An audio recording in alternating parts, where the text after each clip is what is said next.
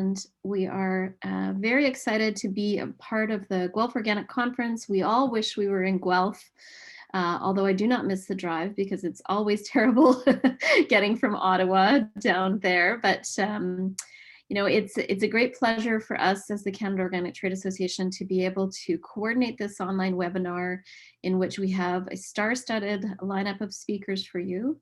My name is Tia Lofsgaard. I'm the Executive Director of the Canada Organic Trade Association, and we specifically wanted to bring this topic into light because frequently there's a lot of confusion around organic claims when it comes to products that are not under the CFIA's regulations, the Safe Food for Canadians regulation and act. So we thought, what better way to get everybody on the same page in regards to the ways that you can verify claims on non-food products. And the reason that we're particularly interested in this is we work on a lot of regulatory issues at the Canada Organic Trade Association, and we have started a cosmetics working group to start delving into what would we need to do if we actually wanted to change the regulations or find an appropriate way to alter it so that we could be under the CFIA's domain for non-food products such as cosmetics and body care, natural health supplements, as well as cotton products. So this is a great pleasure for us to kick off today. We're going to be joined by Dave Lockman. He is, of course, with us. Well, you'll have to tell us where you are. You're in Southern Ontario somewhere. He's an organic regulations and certification specialist with over 13 years experience in the organic certification industry and over 20 years experience in the agri-food industry. He holds a master's in business in agri-food from Laval University and a Bachelor of Science in Agriculture from the University of Guelph. He sits on the board of the Organic Food Conferences Canada, which is the not-for-profit for the Guelph Organic Conference. And he also sits on various committees within the organic industry, providing consultancy services to other nonprofits. He's currently employed as an organic program coordinator at the Center for Systems Integration, which is otherwise called CSI, a CFIA accredited organic certification body. And we are happy to have him with us here today. So I'm going to ask for Dave to share his screen and get his presentation loaded. And I am going to go on to mute. And I would ask for everybody to mute yourself as well if you have not already. Okay, thanks, Dave. Okay, thank you very much. You can see my presentation, okay? We can, thank you. Okay, well, thank you very much, Tia, for the introduction. And thank you for CODA, the Guelph Organic Conference, for organizing the event. And thank you for all for attending. Before I begin, I'd like to give a little bit of information on who CSI is. So CSI is a nonprofit organization formed in 1998 by Canadian seed associations to look after certification requirements under the Seed Act. Over the years, CSI has expanded its scope of certification to include multiple special claims, sustainability, and organic standards. CSI's mission statement is to provide cost-effective development, implementation, and conformity assessment of quality management systems to the standards of agricultural and plant clients on a national basis. Okay, so today we're here to talk about how to certify non-food products. Like Tia said, that's always an interesting topic. So the agenda, I'll be covering the scope of the Canadian Organic Regulations. Then I'll talk about the products which are considered out of the scope of the Canadian regulations. I'll talk about the options to the certification of products which are out of scope. And I'll talk about the export of products outside the scope of regulations. So to begin, we'll talk about the background on the regulation. So the Canadian Organic Regulation are often referred to as the Canada Organic Regime, and it's the core. So the R doesn't stand for regulation, it stands with regime.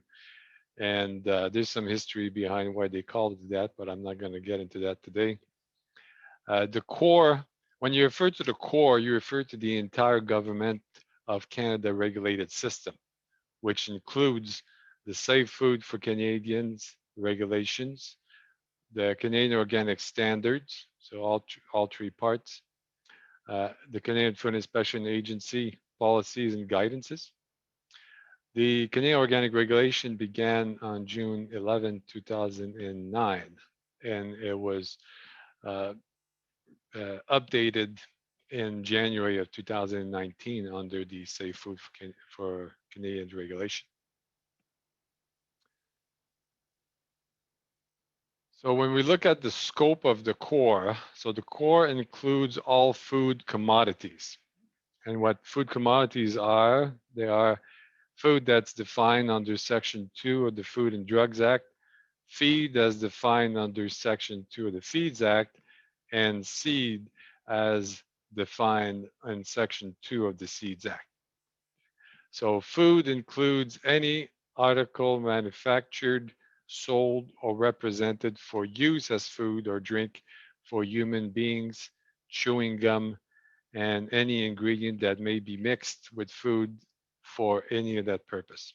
Okay. So that's straight out of the Canadian regulations.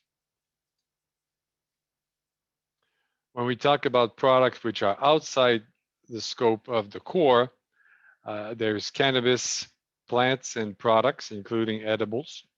Uh, there's also tobacco. There's cosmetics and personal and body care products, pet food, fertilizers, textile, natural health products, and ornamental crops, so flowers and shrubs.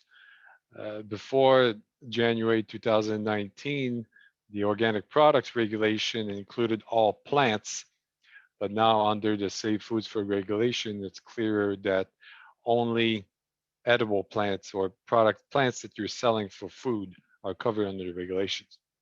So products that are excluded from the core scope cannot be certified under the Canada Organic regime and cannot bear the Canada Organic logo. Okay, so there's absolutely no way to get them certified under the regulation. So some other regulated programs, such as the USDA National Organic Program, referred to as the NOP, they will allow the certification of products which are not required to be certified as long as they are made from ingredients which are within the scope of the regulation. Pretty much any agricultural product, with one exception, which is yeast, which is not classified agricultural, but it is still allowed to be certified. So they will allow cosmetics and personal care products, pet food, fertilizers, textile, natural health products, ornamental crops. The USDA scope excludes only products which are not legal under federal regulation. So cannabis products, for example, although it's legal in many states, it's not legal at the federal level, therefore it cannot be certified. And we'll talk about the NOP a little bit later on because they play an important role. That program plays an important role in the certification of out-of-scope products. So the oversight, who has oversight over the claims of products which are outside the core in Canada? Well, in most cases, there is absolutely no oversight of the claim of organics on products outside the scope of the core. So organic claims, they're they would be under the oversight of the agency regulating that product. So for example, one of the few instances where the word organic is regulated, it would be, for example, fertilizers. So there is some specific regulation around under the Fertilizer Act for the word organic, but it's not in the term of organic standards or organic food. It's related to organic matter and its content. As in French, then it's matière organique. It's not biologique. Okay, so it's one of those rare instances where the word organic is somewhat regulated. So what are the options for products certified outside of the scope? So one option is no certification at all. So if it's outside the scope, it's most instances not regulated. So use of the word is outside the use of a standard. Okay, so in terms of no certification at all, there's advantages doing that. Well, there's no cost, case for savings for you. You are, however, responsible for your own claim. So I would advise people to be careful in terms of what kind of claims they're making out there. Okay, so there is still a responsibility in any sort of claim. So if you people put out a product out there and claiming to be organic and there's no basis whatsoever, then they could be liable for those claims. However, it's a good way to get started. Okay, so because there's no cost, especially if you're a startup business, you don't know exactly where your product is going to go. But the claim still has to be based on something if you want any kind of credibility. So basing it based on the standard or on some principles would probably be beneficial. Another way would be certification to the Canadian Organic Standards uh, and being certified by a third-party agency to those standards. So and we'll talk about the scope of the Canadian standard a bit later on. So the Canadian standard is actually pretty well suited for a lot of products with simple processes and ingredients. Okay. There's several certifiers that offer it. It's relatively, inexpensive, and there's still no government oversight. Another option is to do a certification to a voluntary program that your product is now required to be certified. So for example, the NOP works well for a lot of out-scope products. And it's a standard that's pretty popular because of the requirements for export or distribution channels. So we'll talk about that a bit later on. And the last option is certification to a private organic standard. So, and it's still a certification by a third party certification body. And our two presentations that are going to follow are examples of private organic standards. So this go back to the scope of the Canadian Organic Standard. So the Canadian Organic Standard, and we've discussed it earlier on, the regulation, the Canadian Organic Regulation is in multi-part, and the Canadian Standard is actually not under the oversight of the Canadian Food Inspection Agency. It's under the oversight of the Canadian Standards Board. And there are several CBs that offer certification to the Canadian Standard for out-of-scope products. So the scope of the Canadian Standard is actually all on processed plants and plants product, livestock and livestock products, processed agricultural crop and livestock products. So the scope of the Canadian Standard is actually very similar to the NOP. Here in Canada, we just have limitations on going out of scope. Okay, so the Canadian government will not allow us to voluntarily certify it under their regulation, but it's still possible to certify it, having it certified by some agencies that offer those services. Factors to consider when choosing the type of certification. One of them would be the size of your operation. So if cost is a factor, some standards are more costly than others. Some certifiers are more costly than others. So better weigh all your options, and then you can see what's the best for you. The suitability of the standards to the product. So organic standards were designed with food in mind in the most part. So it may limit some operators with complex products, especially when it comes to textiles and some cosmetic products, like or body care products. So if it becomes too complicated or it doesn't fit within what you want to do, then maybe a private standard would be best for you. There's the market demands. So the market buyers will often dictate the specific standards they're looking for. So you have to research what your client wants.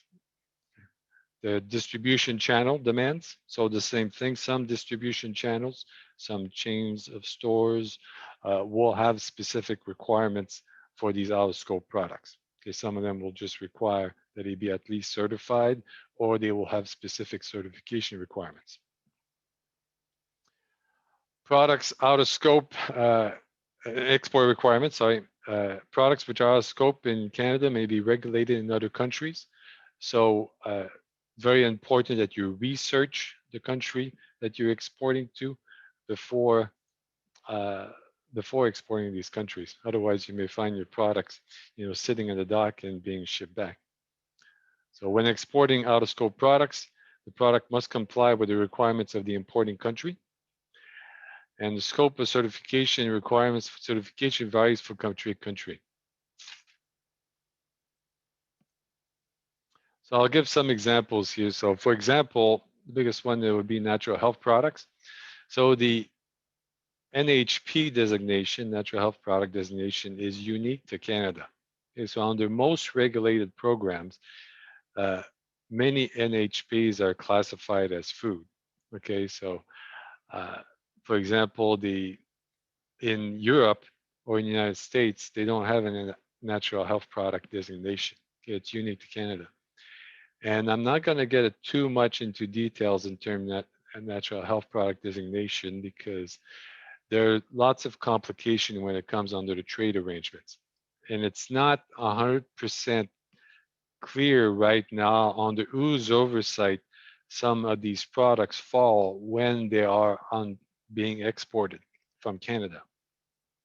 So the important thing is to know that natural health products, for example, if you're selling them to Europe, the United States, most likely Japan, uh, they're going to need to be certified in order to go into those countries, and they're most likely not under an under an exemption. Okay, so you have to ensure that they're certified to go there. How that gets certified, that's the tricky part. Okay, for the US, it's a bit easier, but Europe, it's a bit complicated. So I'm working on getting that clarified, and if anybody is running into those problems, they can contact me directly. Cosmetics and personal care, for example, there are no regulations in most regulated countries that I'm aware of. The US is the only standards that will allow it to be certified to the NOP, but even there, it's not mandatory. Textiles is pretty much the same. There's no regulation in most countries. The US allows the certification to the NOP again, but it's not mandatory. But when it comes to the processing of textile, there's really no standard that will work well with textiles. So always confirm the requirements of the importing country prior to exporting. When it comes to export to the United States, the USDA NOP scope is very broad. Okay, so it includes crops, livestock products, or other agricultural products that are intended to be sold, labeled, or represented as 100% organic or made with organic specific ingredients and food groups. So the only products which are 100% outside the scope of the NOP are aquatic, animals, and cannabis. So the products that can be certified but not mandatory are cosmetics and personal care products, textiles, and fertilizers. Outside of that, I would say that the NOP is required in all other cases. Okay.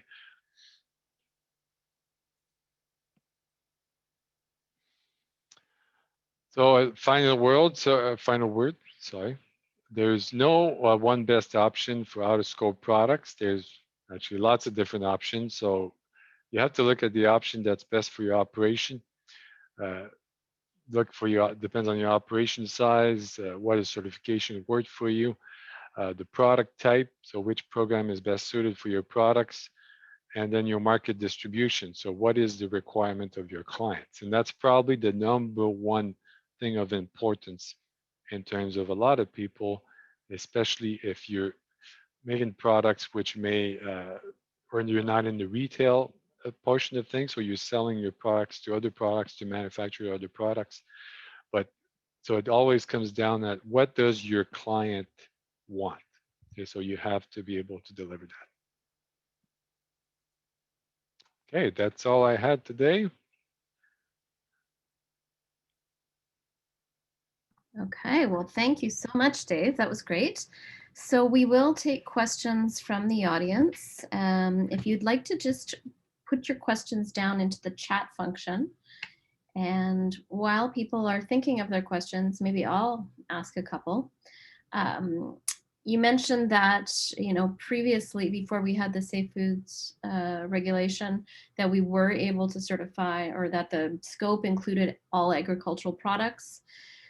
What do you think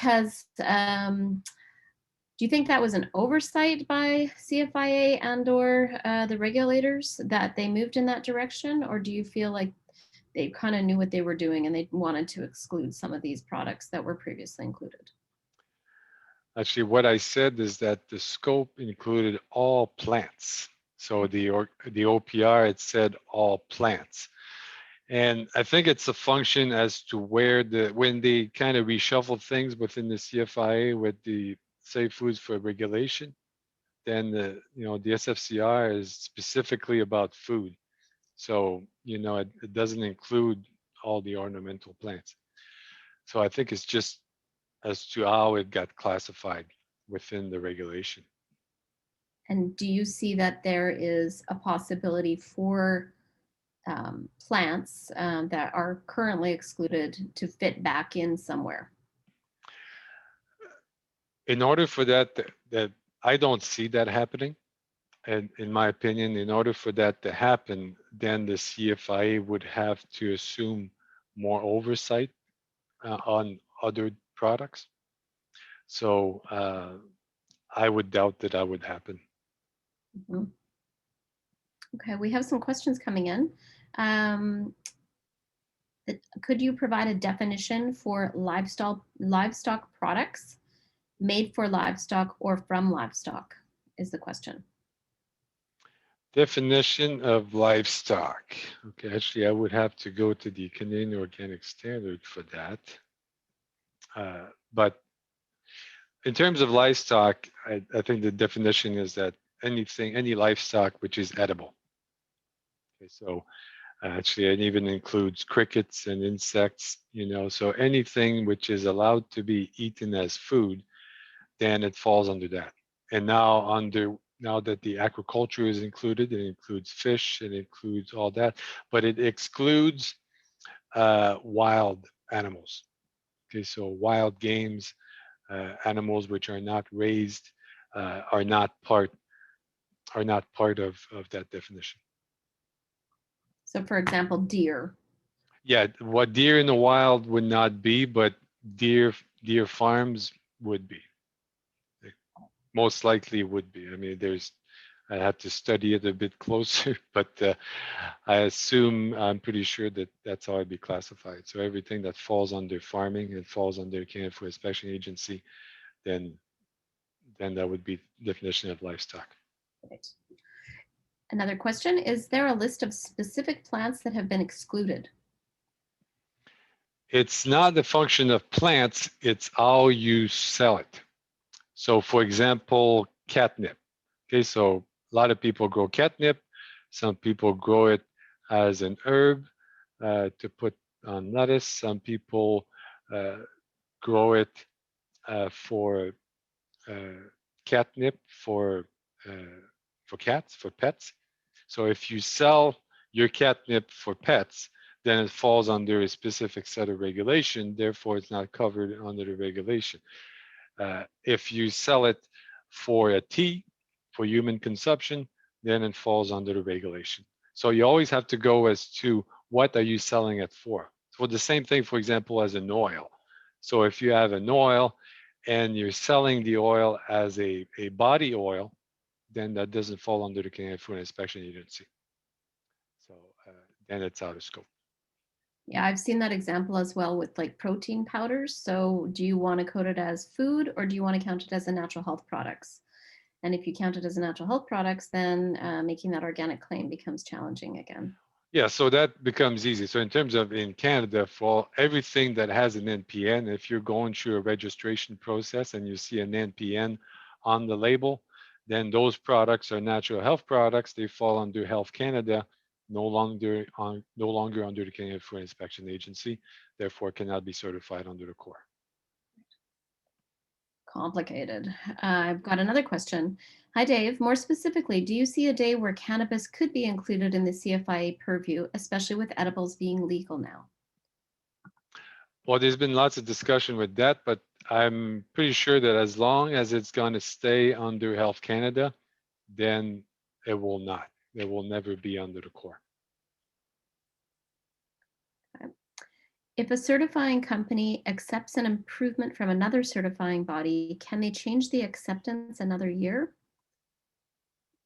In terms of acceptance of out of scope products, well, this is where the standard is important. So are they, I mean, accepting someone else's certification or accepting something within the standard? Why doesn't Mark Boersma take your self off mute and ask the question just for clarity? If you're able to.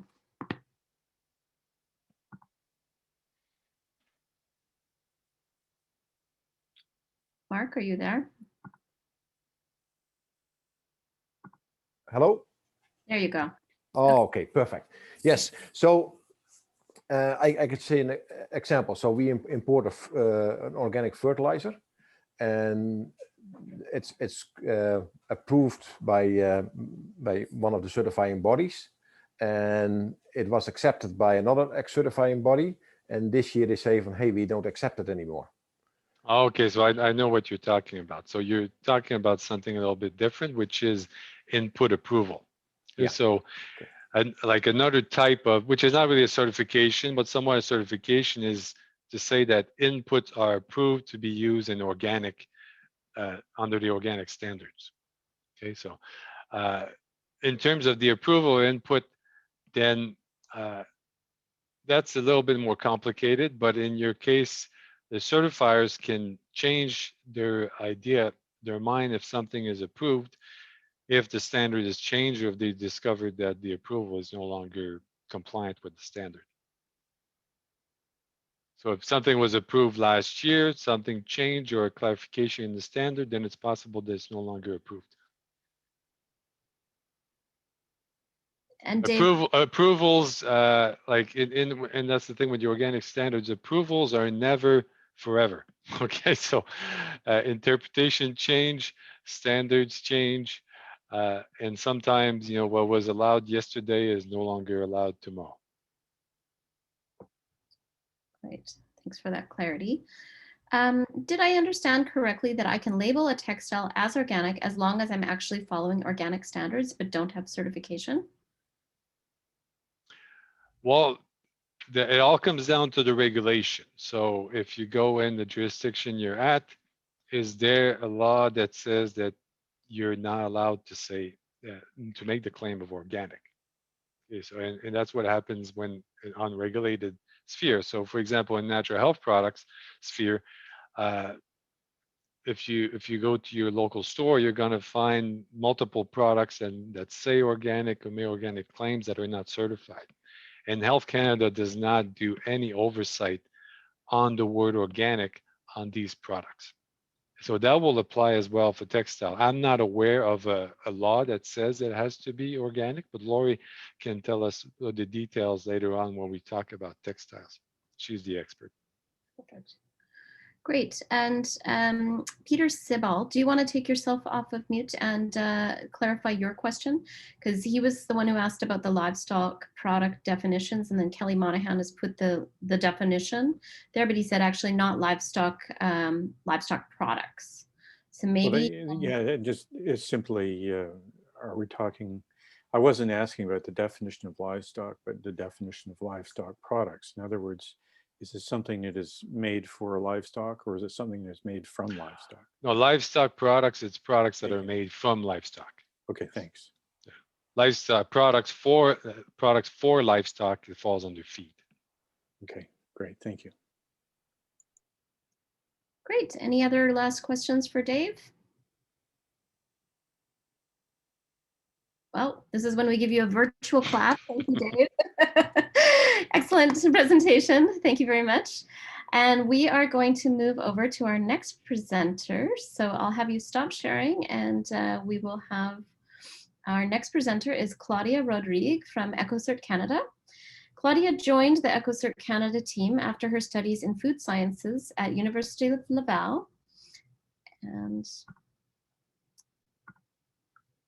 With a focus on business management, Claudia will soon be named the technical expert on processing organic standards, and she is now in daily contact with processors dealing with complex situations. Since 2019, Claudia has led the implementation of the Eco-cert Green Life Service and the Cosmos certification in Canada. Cosmos certification is what she's going to present on today, and it is the most recognized organic certification for cosmetics and products worldwide. I'm very excited to learn about this because it's more popular in Europe and we haven't seen quite as much of it happening in Canada. So we are happy to have you with us today, and I will turn over the floor. Good afternoon, everybody. I'm happy for this opportunity to talk to you today about organic certification and your option for certification. To start, let's talk a bit about the cosmetic market worldwide.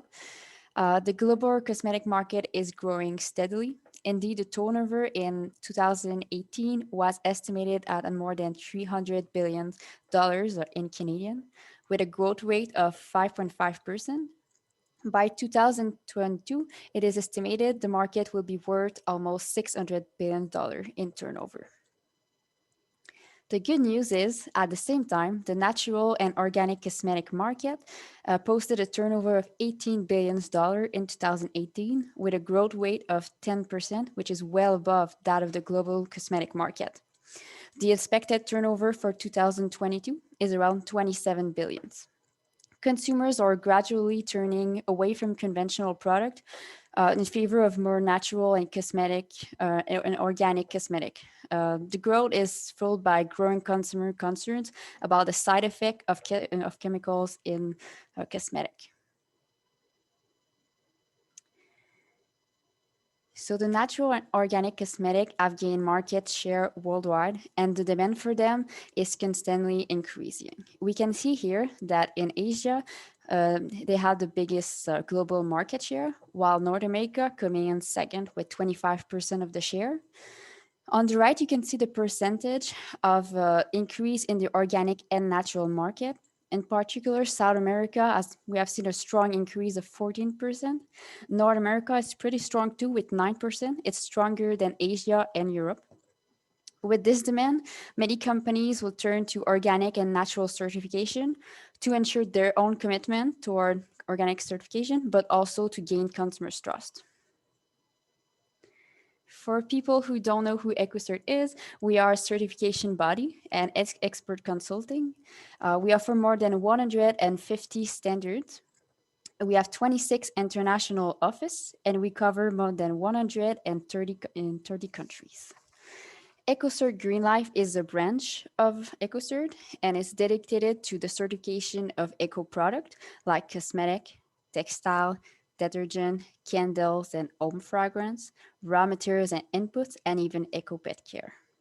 With more than 30 years of experience, we are your reference for anything organic. But for today, I will only focus on cosmetic. All right, oops, sorry. As mentioned before, cosmetic products are outside of the scope of the Canadian Organic Standard.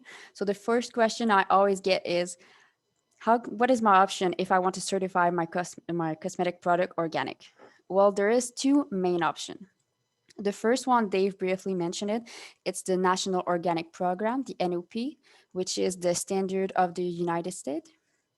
It's mainly aimed at food product, so not every cosmetic product will be eligible for this certification. At least 95% of the ingredients must be agricultural organic ingredients. The permitted substance list is not very adapted for cosmetic product. This standard is good if you have like essential oils or shea butter. That is a good option. But if you have more complex products like skincare, body care, most companies will turn to the cosmetic organic standard, which is Cosmos. It's really aimed for cosmetic products, like mentioned in the title of the standard. It is a private standard managed by a nonprofit association, and Eco-cert is one of the 5 founding members. Because many national standards don't include cosmetic product, the Cosmos standard was created to harmonize and define what is a natural and what is an organic cosmetic product. It was also to gain consumer confidence with a clear and transparent communication. from the raw materials to the finished product.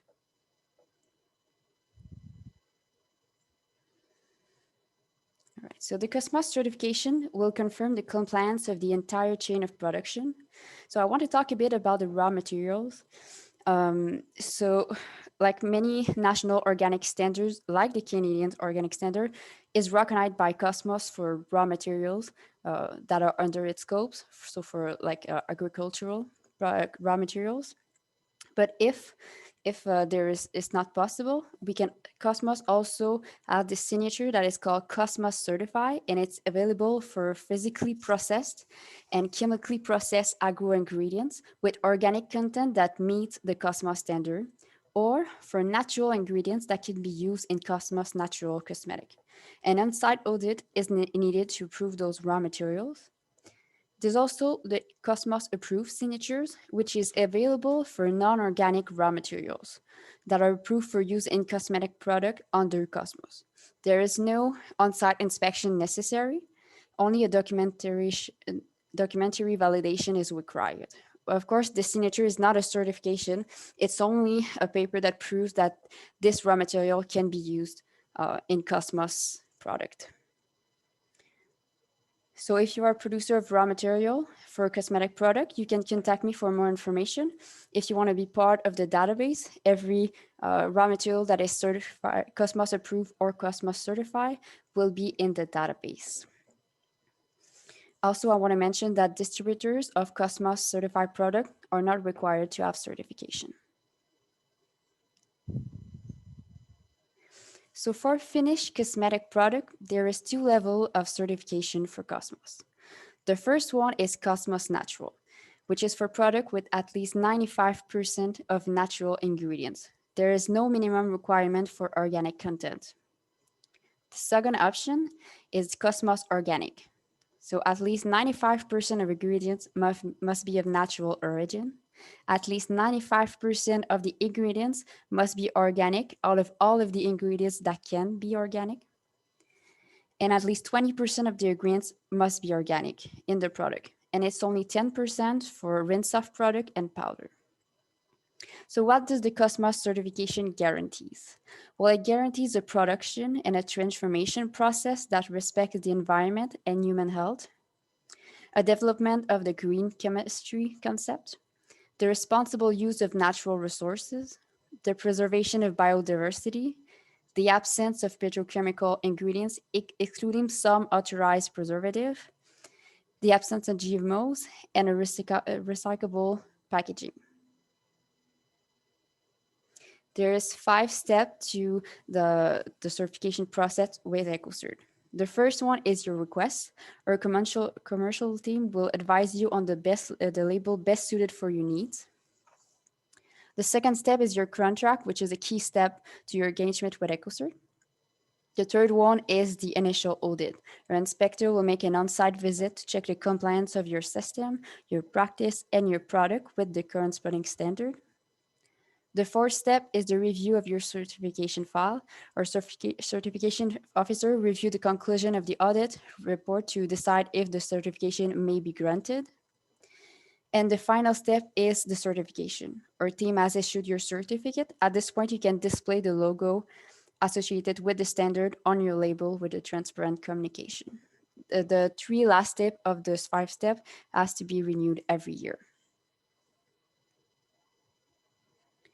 I'm just going to do a quick summary of what we check in the audit. So for a manufacturer, we will inspect the ingredient supply chain, the production line, and the storage. And for brand owner, we will check communication documents, labeling, accounting documents, and the traceability flows. Okay, so what are the advantages of getting COSMOS certified with Eco-cert? Well, first of all, we will ensure that your activities comply with a set of specifications, so you will be able to make a reference to the certification of ecological or organic product. Eco-cert is also a brand recognized by consumer. It is a major stakeholder of COSMOS, and we are often consulted by international authorities. So Cosmos is an international standard with more than 21,000 certified products in the world, with more than 15,000 certified ingredients in the world, and approved raw materials, and 1,200 committed brands. While most of the certified product and materials are in Europe, if you see on the right, there is a considerable amount in North America. And with organic product gaining in popularity here, we are hopeful that this number will go up. Eco-cert is committed to responsible cosmetic. We are #1 worldwide in organic cosmetic certification with more than 1,600 companies, 32,000 products, and in many countries. You can see on the right more than half of Cosmos products and raw materials all with Eco-cert. I just wanted to quickly mention that we offer e-training on organic cosmetic certification. I know that a new standards to improve and to put in a new company is confusing, so our experts are available for any training you may need. Feel free to contact us if you think that this is something your company needs. All right, I will leave you with my information here. If you have any question or if you are interested in starting the certification process with Eco-cert, you can contact me by phone or email. And I thank you very much for your attention. Great. Thank you so much, Claudia. That was excellent. So we're going to take questions again from all of our participants, and you can just put your questions down in the chat box. I know it always takes people a little while to get writing their questions. But I might ask for you to go back to one of the slides in regards to the percentages and the distinctions between the natural and organic. Yeah, it was the Cosmos Organic. Can you explain this bottom section that says at least 95% organic ingredients out of all ingredients that can be organic, but then it also says at least 20%. I'm confused by that. Yes. Okay. So not every ingredients can be organic. For example, water cannot be certified organic. Some minerals and things like that cannot be certified organic. So that means that if you have a percentage of ingredients that can be organic under, for example, the core, it has to be 95% organic. And then out of all the product, including water and things that cannot be certified, their 20% has to be organic. So I don't know if this is clearer a bit. Yeah, it is a little bit. I used to work with fair trade, and we had a distinction between the percentage requirements of rinse off or leave on products. So is that kind of what you're saying there as well, like with the 10% for rinse off? Yes, exactly. For most product, it's 20% organic for the total, but only 10% for rinse off product and powders. And so if somebody was interested in understanding what they could qualify for in regards to their claim, would they send in their recipe to you, and essentially you would help them see if they could qualify with their current configuration? Yes, before the initial audit, we always check formulation to make sure that it is eligible for certification. But of course, at the end of the standard, there is annex with the list of ingredients that are permitted to use, and also the ones that has to be organic. So it's quite easy to do this on their own before applying for certification. So we are getting some questions in regards to how you calculate those percentages. So could you maybe give us an example of a shampoo versus a leave-on product and how that would work?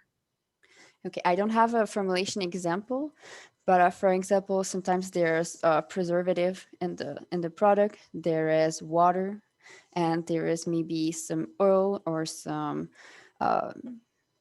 butter, maybe shea butter or something.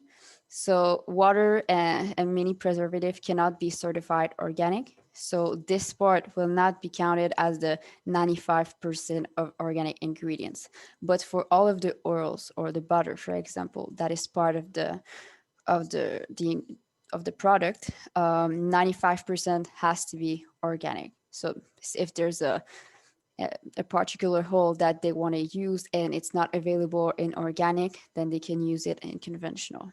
So that would be an example of the 95% organic ingredients out of all of the ingredients that can be organic.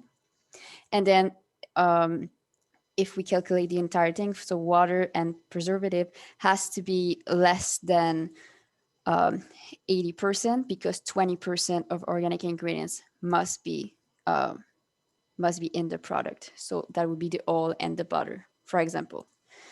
And yeah, rinse off product and powder is only 10%. Yeah. Okay, great. Would Eco-cert consider certifying cosmetic products containing cannabinoids? Seems like the Cosmos certification is used by CBD companies in Europe. Can you read again the oil that they want to use? I'm sorry. Yeah, so it would be for cosmetic products containing cannabinoids. Cannabis. Yeah. Yes, every product that can be used will be on the annex at the end of the standard. If it's not on it, then it's not permitted. But if you have a question about a particular ingredient, you can send me an email and I can check with you in the standard if it's accepted or not. We can take more questions. I have another question.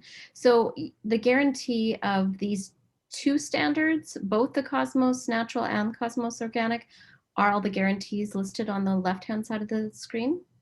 Yes, exactly. So the packaging is controlled for both certification level. It's the same standard, it's just two certification level. It's different. Yes, all of the guarantees are for every for both certification level. I think it's very interesting that you've got recyclable packaging on there. Does the packaging have to be absent of GMOs as well? If I remember correctly, I think yes. The packaging that can be used for cosmetic product is also listed in the annex. There's a limited material that can be used.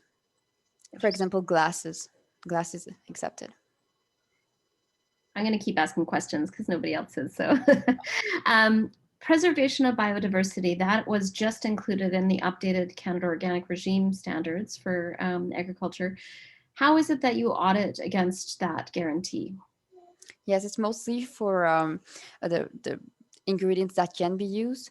For example, there's certain oils that has to be certified sustainable to be used, like the palm oil and things like that has to be certified with a sustainability to preserve biodiversity. And so it would really just be for the agricultural plant products. Yes, most. That you're auditing. You're not requiring that of a manufacturer to incorporate other, I don't know, greenhouse or green roof or anything like that? No. Got it. What other questions do we have? Okay, I have another one. I don't know if this program is, like, how many years old is this? Because I feel like I've seen a lot of products that just carried the Eco-cert logo, but not the Cosmos logo. And I mean, I'm an old time organic girl, right? So it's a question of how long has this program been around, and are some people just Eco-cert certified with your logo, or do they always have to carry the Cosmos designation? If they are certified under Cosmos, yes, it's the entire logo that has to be on the label. So if it's Cosmos Natural, it's going to be Eco-cert logos and under Cosmos Natural. So that is required. If you've seen other product with the Eco-cert logo, it might be because it's a food product or something. Like toothpaste. Like I feel like I've seen it on toothpaste. Yes. Yes, you've seen the Eco-cert logo on toothpaste probably, but it's mostly with Cosmos Organic or Cosmos Natural under it. Yes, it's since 2011, if I remember correctly. So it's fairly new in the world of organic, really. Yes. Well, yeah. Okay, that's very interesting. Are there any other questions for Claudia from the audience? No? Well, then we're going to do our virtual handshake. Thank you so much. And it's been great having you, and we will definitely be circulating her slides. We're going to move over now to our next presenter, and I will announce it if you want to get your presentation ready to go there, Lori. Okay. Okay, our final presenter for today is Lori Wyman, who is with the Global Organic Textile Standards. She is certainly going to educate us. She's been working in this field for a very long time. She's the representative for the Global Organic Textile Standard for North America. The acronym is GOTS, so we're going to keep talking about GOTS. GOTS is the worldwide leading textile processing standard for organic fibers, including ecological and social criteria. She's also trained as an organic food processing inspector for both the USDA NOP and for CORE organic food programs. She has conducted organic, sustainable, and social compliance audits on both farms and factories nationally and internationally on every step of the organic food and textile supply chain from the farm level to finished product. And we would love to welcome you. So thank you, Lori, for being with us all the way from Massachusetts. Yes, yes. Thank you, Pia. You're welcome. Yes. So yeah, let me go along here. So organic textiles begin on organic farms, just as with organic food. So wool from organic sheep, cotton on organic cotton farms, etc. In fact, many of the same farmers who grow organic food are also involved in organic textiles because they have intercropping, they've got rotational crops. And so here in the US, there's organic cotton grown in parts of California and Texas, New Mexico.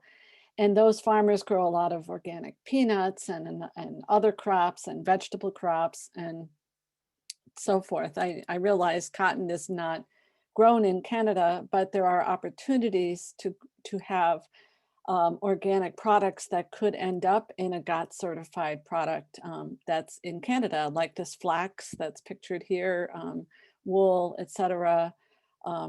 And so there you have it. We start at the gin for cotton or the scouring facility for an animal product.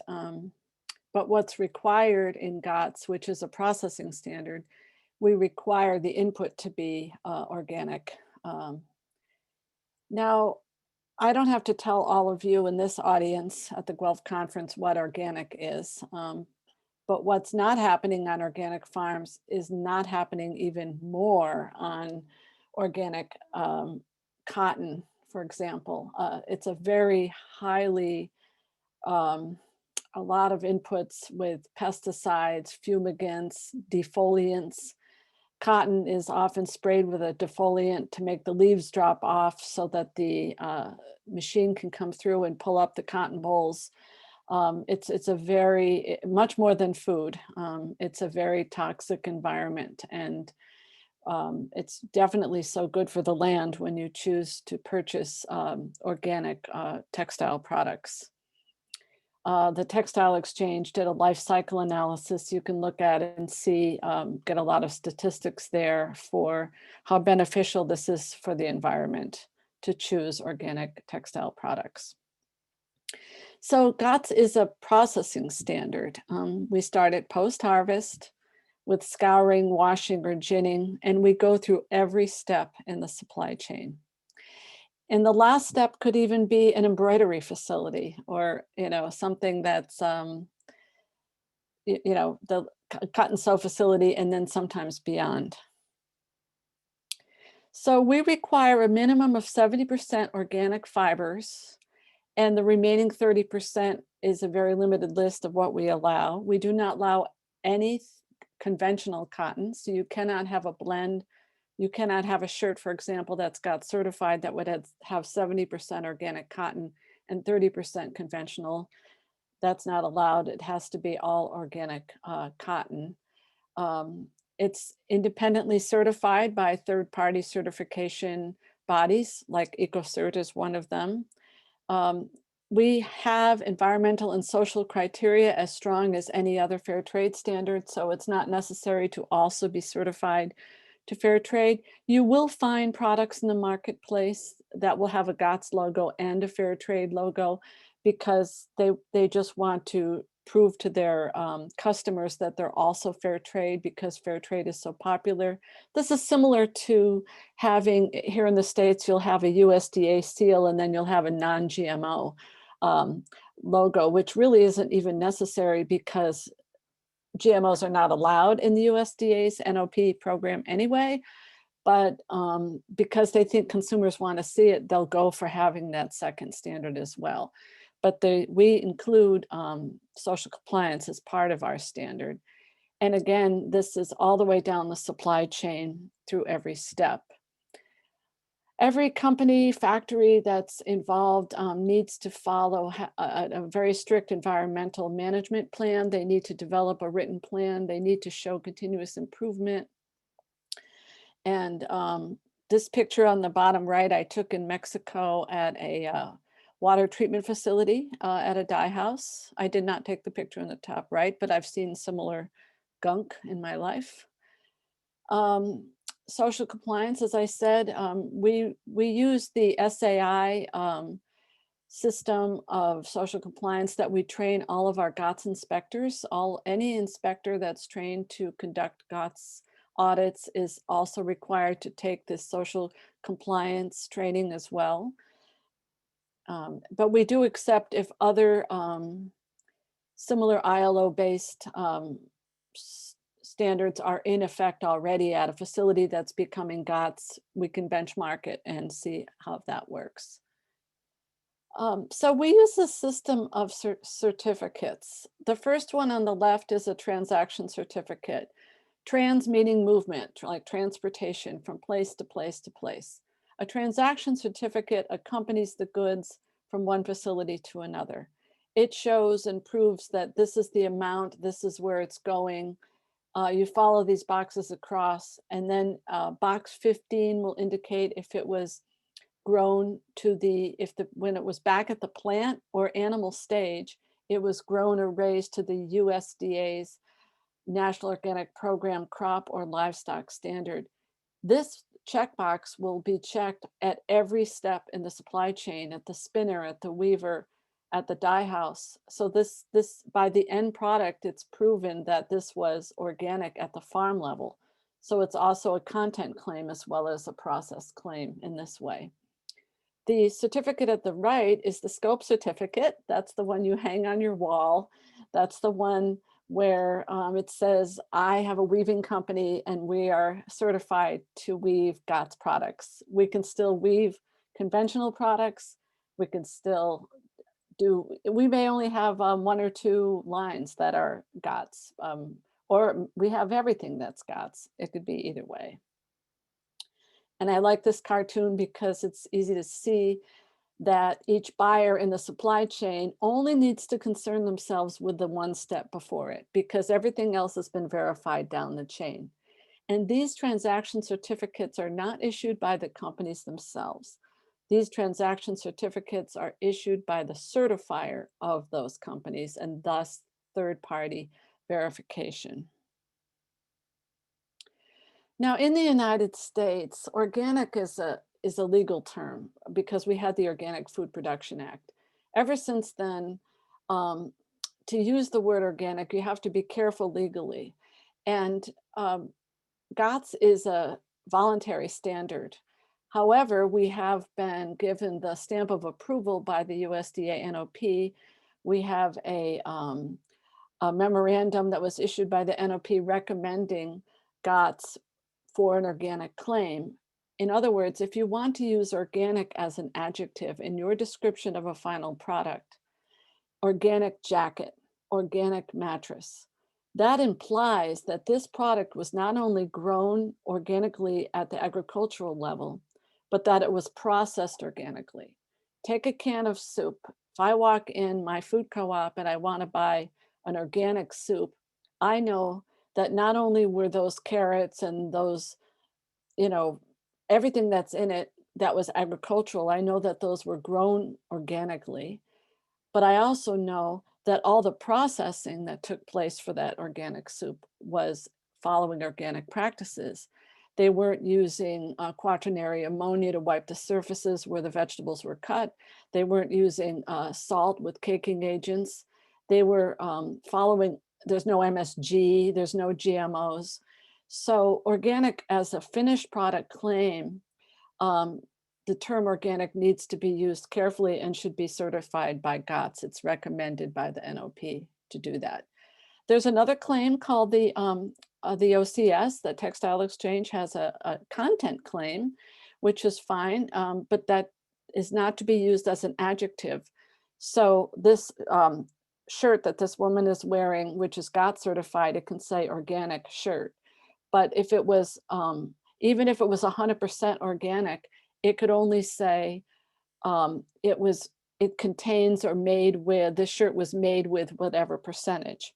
OCS does allow blending. So OCS is a standard you might want to choose if you're trying to make a product that's not eligible for GOTS. For example, if you want to have 5% organic in your organic blend and the rest conventional, then this is the standard for you. And this does not include the processing steps, although the every processing step still needs to be inspected for OCS as well.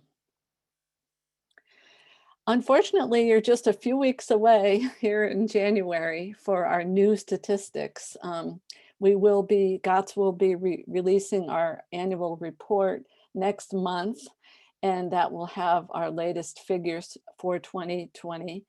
But what I'm giving you here are figures from our annual report last February.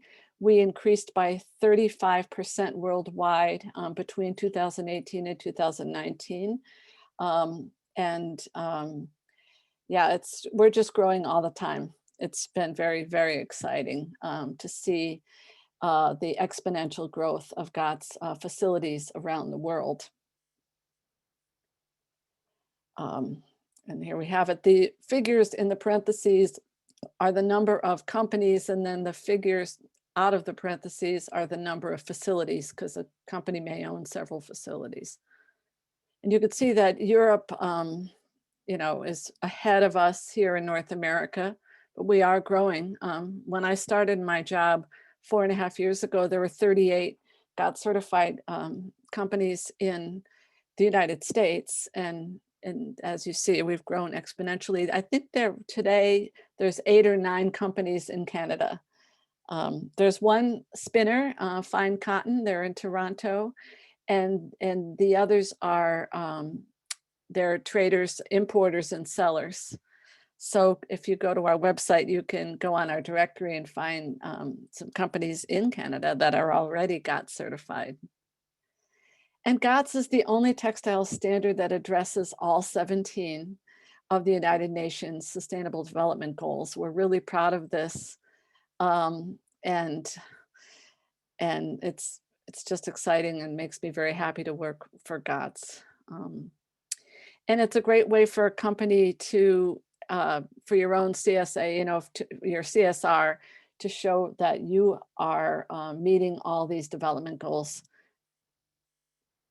And for our fiber requirements, I just put the chart up here. It's easier than me trying to explain it, but we do have a restricted list of what can be used in the balance of the non-organic fibers. We allow a small amount of recycled polyester, but not virgin polyester. We allow some cellulosic fibers, some of the lensing products, cellulosic fibers that they had to have been, the trees were grown or raised to the Forest Stewardship Council, etc. Well, that's all I have for this, and I look forward to your questions next. Great, thanks so much, Lori. That was excellent. And that's great if you leave your contact details up there on the screen. Okay, who's got questions for Lori? I am interested in the organic content claim. You kept referring to OCS. What does OCS stand for? Organic Content Standard. Oh, it is standard, because I was trying to, because it was written organic content claim, and I was like, yeah, oh. They have that too. They have the Textile Exchange has a content claim standard for several products, and then the organic content standard, organic content claim, there's difference. They have 100% and they have a blended as well, but that's what that stands for. And again, that is it's a content claim for the content from the farm level.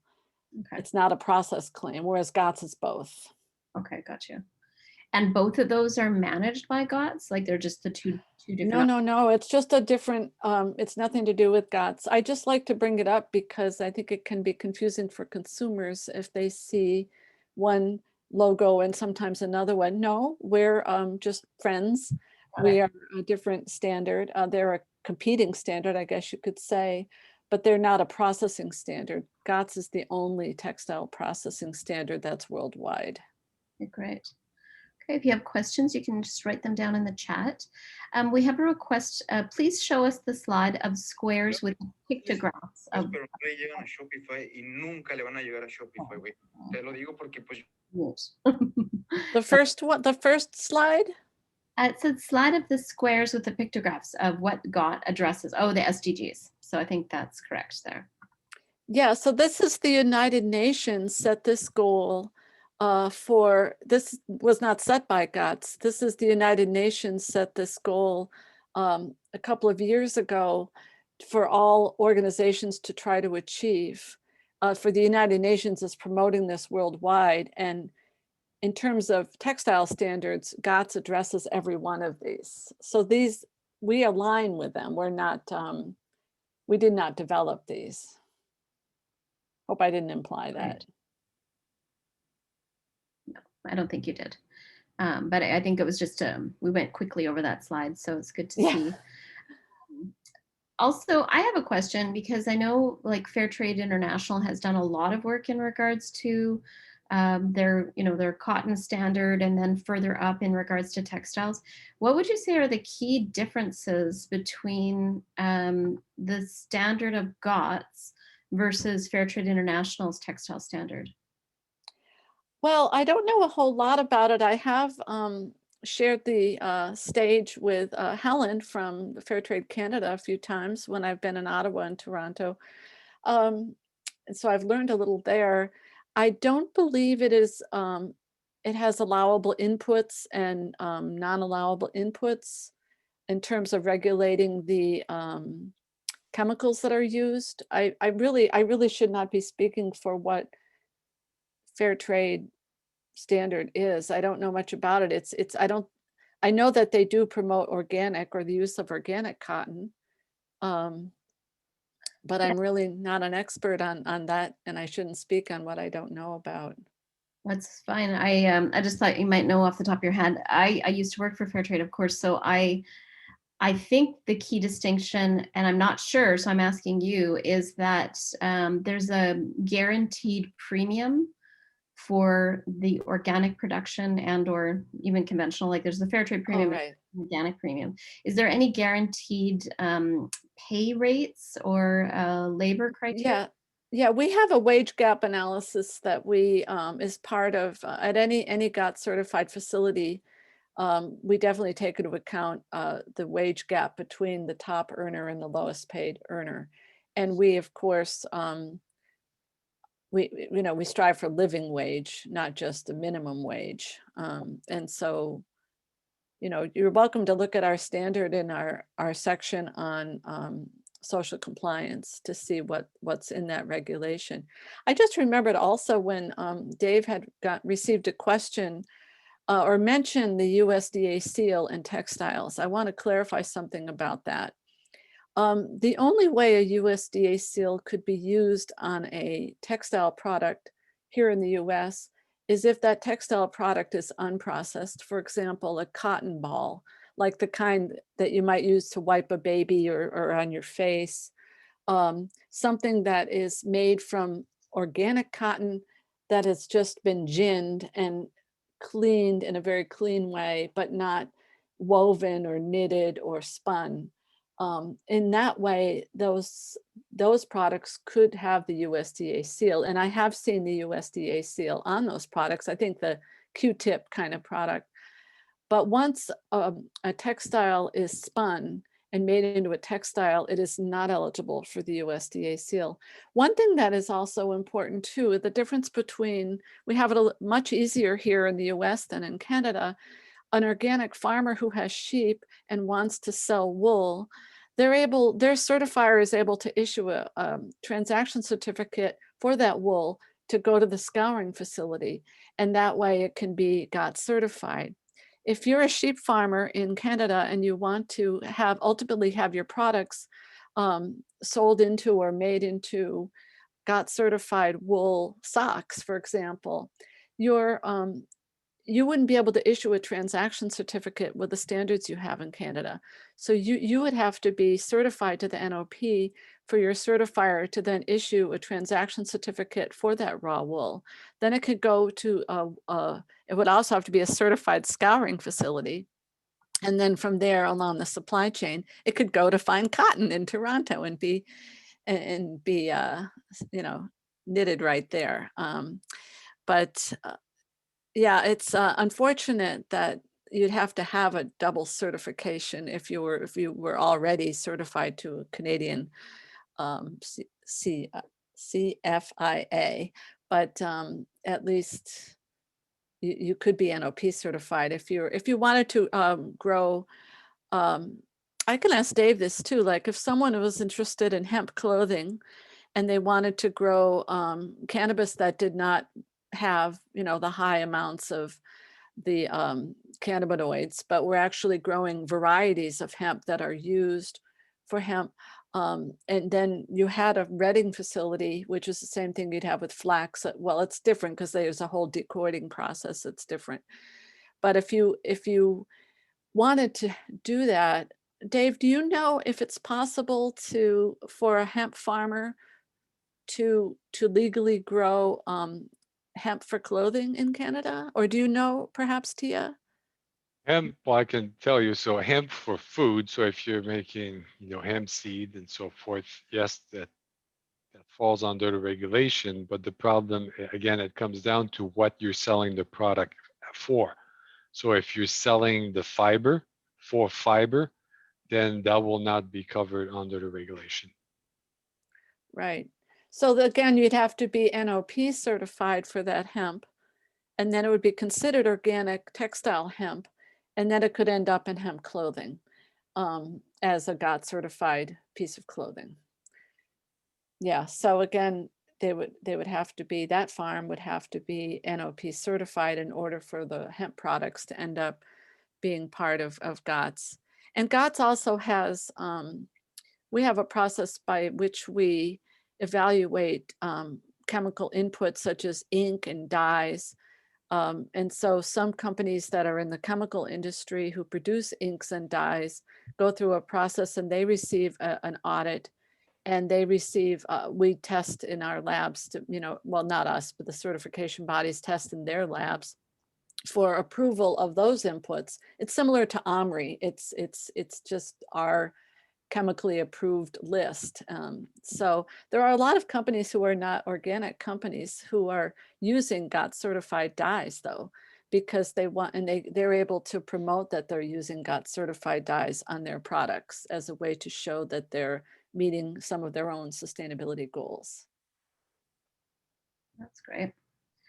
Awesome. Well, are there any other more questions for Lori?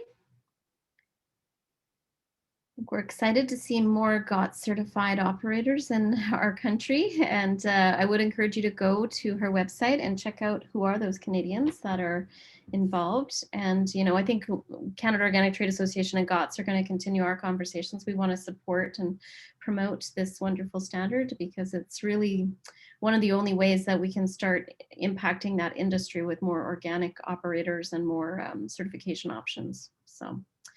Thank you so much, Lori, for presenting. Everybody can give your virtual hand or clapping. Thank you. Wonderful, thank you.